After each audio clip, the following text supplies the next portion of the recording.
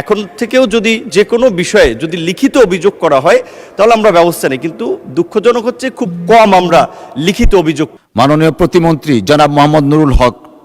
মাননীয় স্পিকার, আপনাকে ধন্যবাদ। মালয়েশিয়ার খাদ্যাভ্যাস, আবহাওয়া এবং সংস্কৃতিগত মিল থাকায় বাংলাদেশিদের একটি পছন্দের কর্মস্থল মালয়েশিয়া এবং আমাদের একটা বড় শ্রম বাজারেরও জায়গা।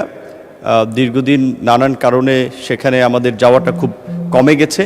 বলা চলে যে মোটা দাগে যে সমস্ত প্রতিষ্ঠানগুলো আমাদের কর্মীদেরকে নিত, কিছু জটিলতার কারণে সেটি বন্ধ আছে।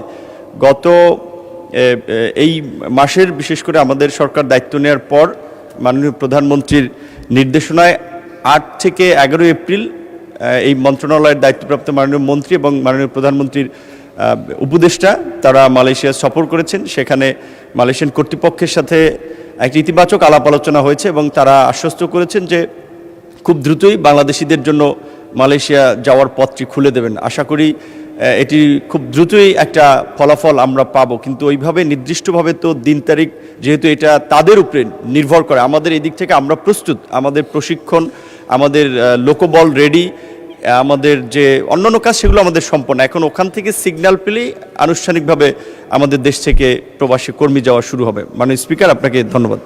ধন্যবাদ মাননীয় প্রতিমন্ত্রী। মাননীয় সদস্য জনাব মোহাম্মদ আফজাল হোসেন, আপনি দয়া করে একটি সম্পূরক প্রশ্ন করতে পারেন। মাননীয় স্পিকার, আপনাকে ধন্যবাদ। আপনার মাধ্যমে আমার নির্বাচনী এলাকা কুষ্টিয়া 4-এর খোকসা এবং কুমারখালীর জনতাকে আমি মোবারকবাদ জানাই। মাননীয় স্পিকার, আমাদের দেশের বিভিন্ন এজেন্সি এবং ভুয়া এজেন্সি অথবা অনেক প্রতারকের খপ্পরে পড়ে এদেশের বিদেশগামী অনেক নিরীহ মানুষ প্রতারণার শিকার হচ্ছে।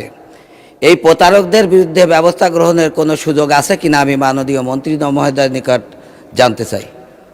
ধন্যবাদ মাননীয় সদস্য। মাননীয় প্রতিমন্ত্রী।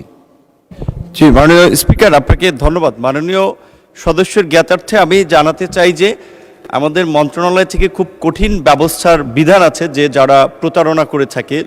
আমাদের 1 নম্বর হচ্ছে যে একটা কাজের কথা বলে কিন্তু দেখা যায় অন্য কাজে দেয়, তারপরে দেখা যায় কাজ পায় না।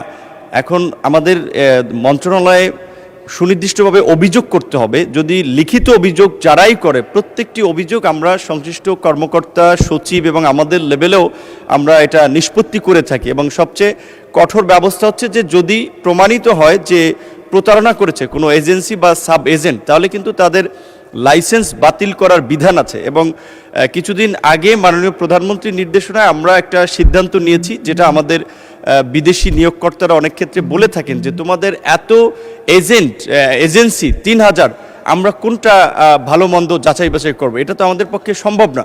আমাদের মন্ত্রণালয়ের বিধিতে আছে, আইনে আছে যে গ্রেডিং সিস্টেম করা, যাদের রেপুটেশন ভালো, লোক পাঠানোর কিংবা ডিমান্ড লেটার আনার ক্ষেত্রে যাদের কর্মীরা খুব ভালো বেতন সুযোগ সুবিধা আছে সেই সমস্ত প্রতিষ্ঠানগুলোকে গ্রেডিং করা। তো যদি গ্রেডিং করা হয় তাহলে আরও এটা পরিষ্কার হয়ে যাবে যে কোন কোন প্রতিষ্ঠানগুলো ভালো, কোন কোনগুলো মন্দ। আর এখন থেকেও যদি যে কোনো বিষয়ে যদি লিখিত অভিযোগ করা হয় তাহলে আমরা ব্যবস্থা নেই, কিন্তু দুঃখজনক হচ্ছে খুব কম আমরা লিখিত অভিযোগ পাই। মৌখিকভাবে অনেকে ধরেন ফোনে বলে কিংবা একজনে বলে যে, কিন্তু সেটা লিখিতভাবে দিতে চায় না। লিখিত ডকুমেন্ট ছাড়া তো আমরা ব্যবস্থা নিতে পারি না। ধন্যবাদ মাননীয় স্পিকার।